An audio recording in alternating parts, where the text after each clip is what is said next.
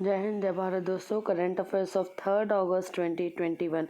कभी हार मत मानो, आज कठिन है, कल और भी बदतर होगा, लेकिन परसों धूप खिलेगी।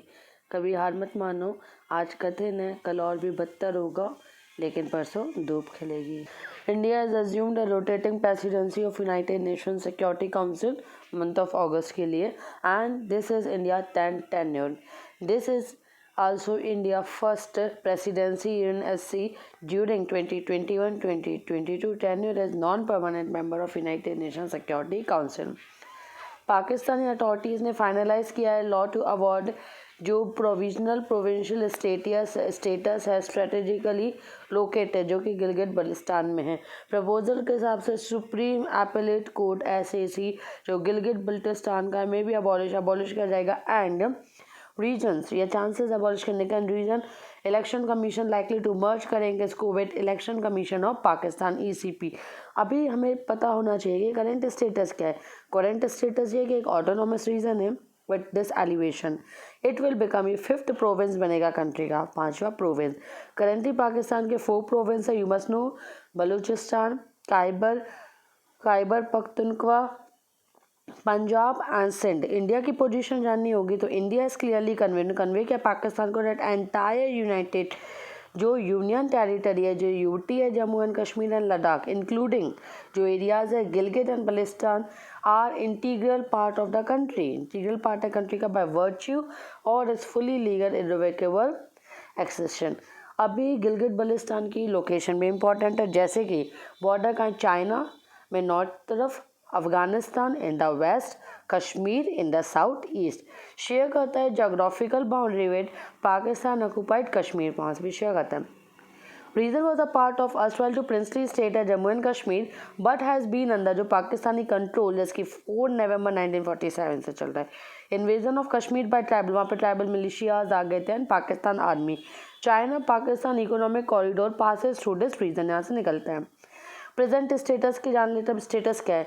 Area currently occupation of Pakistan violate करता है ये United Nation commission for India and Pakistan UNCIP resolution 28 April 1949 को बनता।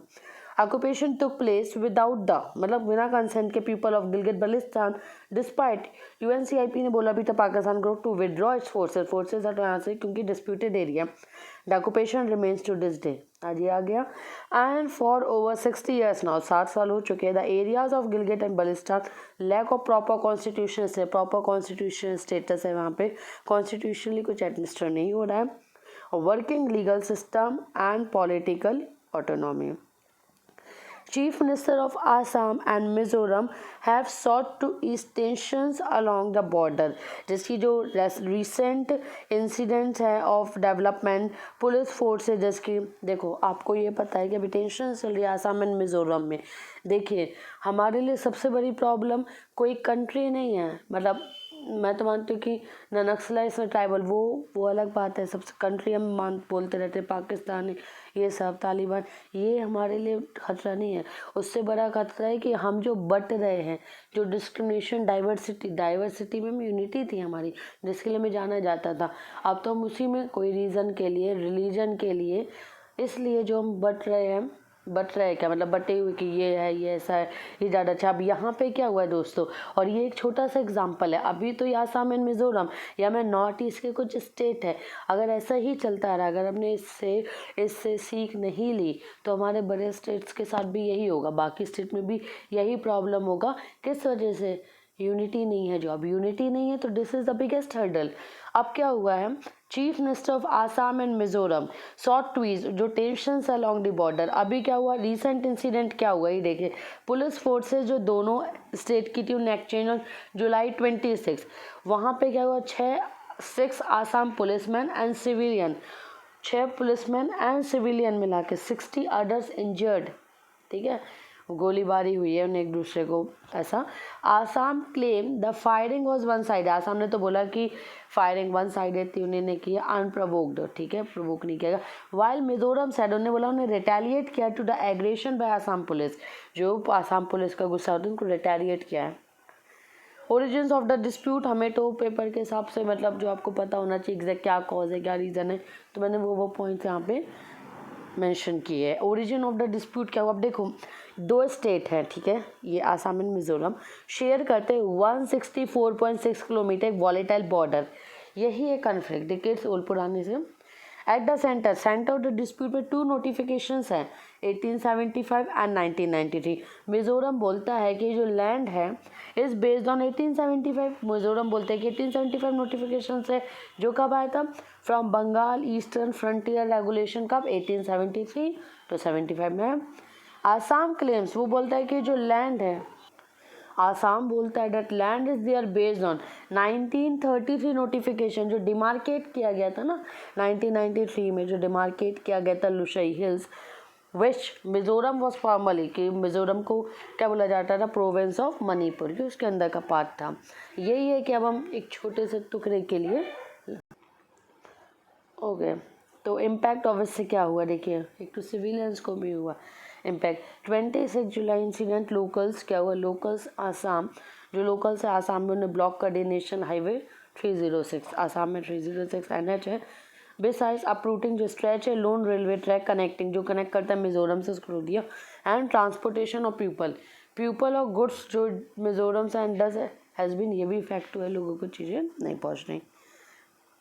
नेक्स्ट है अ टेबल टॉप वार गेमिंग एक्सरसाइज हुई है 3 services of arm forces, navy army air force. इसका एम है कि कंसेंसस इवॉल्व करना 3 सर्विसेज में रीऑर्गेनाइजेशन फोर्सेज इनटू इंटीग्रेट करना service theatre command and fine tune model. North eastern space application centre NESSC solve करने के लिए जो आसाम मिजोरम बॉर्डर है उसके लिए है। And to arrive permanent solution centre has asked the north east space application centre को कि मैप करे डिमार्केट करे state boundaries and satellite imaging. इसमें 3 चीज़ें मतलब फिर भी माने जा सकते हैं, एक तो CRPF को मॉनिटर करना होगा, सुप्रीम कोर्ट को बीच में यहाँ पर कोई डिसीजन लेना होगा, एंड थर्ड कोई भी ये जो सेंसिटिव मैसेजेस हैं इसको या उसको सपोर्ट करने के लिए वो नहीं। तो ये 3 सॉल्यूशन है, मतलब इससे और लोगों को एग्रेसिव ना किया जाए। अब NESSC के बारे में जानते हैं, जॉइंट इनिशिएटिव है department of science and north east council का शिलोंग में इंपॉर्टेंट ऑगमेंट करता है डेवलपमेंटल प्रोसेस रीजन, प्रोवाइड करता है एडवांस स्पेस टेक्नोलॉजी सपोर्ट। अब देखिए इंडिया चाइना ने स्टेब्लिश किया hotline the north Sikkim. Hotline establish हुआ कहाँ पे, Indian army at the Kongrala in the north Sikkim and people liberation army at the Khamba Dzong in the Tibet autonomous region. This is spirit of trust and cordial relation along the border India और China बीच में in the north Sikkim. अभी क्या हुआ है, India and China 2 military हॉटलाइंस in the eastern Ladakh among other जैसे Chushul and Daulat Beg Oldi. Hotline is direct phone line set up for specific purpose के लिए use in emergency for communication between heads of government. Ashwagandha की बात करते हैं, मिनिस्ट्री ऑफ आयुष ने collaborate किया UK London school of hygiene and tropical medicine LSHTM conduct करने के लिए अश्वगंधा प्रमोट करने के लिए रिकवरी फ्रॉम COVID-19। अश्वगंधा का scientific name Withania somnifera important, commonly उसको इंडियन विंटर चेरी भी बोला जाता है। ट्रेडिशनली इंडियन हर्ब है, एनर्जी बूस्ट करता है, स्ट्रेस को रिड्यूस करता है and makes immune system stronger. Okay, classify किया जाता है as adaptogen and which means that it can help the body to manage stress। Ashwagandha widely कहाँ कहाँ पे होता है, सब tropical region Rajasthan Punjab Haryana UP Gujarat Maharashtra Madhya Pradesh. Being hardy and drought tolerant है ये। Ashwagandha require relatively dry season throughout is growing period and 60 से 75 centimetre rainfall suitable for cultivation. sorry, the temperature between 20 degrees Celsius to 35 degrees Celsius suitable इसको important कर लेना। and it grows well in the sandy loamy and the light red soil। this is and pH value 7.5 and 8.0 या 2 8.0 black और heavy soil है having good drainage and also suitable for ashwagandha cultivation। aesthetic loin की बात करते हैं, Pentarelio population surviving today only in India 20th century। इस range restricted गिर national park में surrounding areas Indian state of Gujarat. Historically ये कहाँ western Asia and middle east of north India में थे। IUCN में रेड लिस्ट है and it listed under former scientific name Panthera leo persicide endangered because small population size and area, size appendix 1 and fully protected है। Asiatic lion no कोई भी tiger deserve state UT in India, मतलब UT से नहीं है, no tiger reserve states या फिर UT in India. अब यहाँ पे क्या बात करनी है, यहाँ पे मतलब कुछ जो सिलेक्ट हुए हैं, ठीक है। जम्मू कश्मीर, हिमाचल प्रदेश, पंजाब, गुजरात, हरियाणा, नागालैंड, मणिपुर, त्रिपुरा, सिक्किम, मेघालय। यहाँ पे कोई भी टाइगर रिजर्व नहीं है। मध्य प्रदेश में 526 हाईएस्ट टाइगर पॉपुलेशन है। उसके बाद कर्नाटका एंड उत्तराखंड, उसके बाद okay. First MP, second Karnataka, third Uttarakhand. North east state में Assam 190 and highest tiger population है। कॉर्बेट टाइगर रिजर्व जो कि उत्तराखंड में, highest number of tiger 231 big cats है वहाँ पे। 3 इन मिजोरम, वेस्ट बंगाल, झारखंड नहीं है।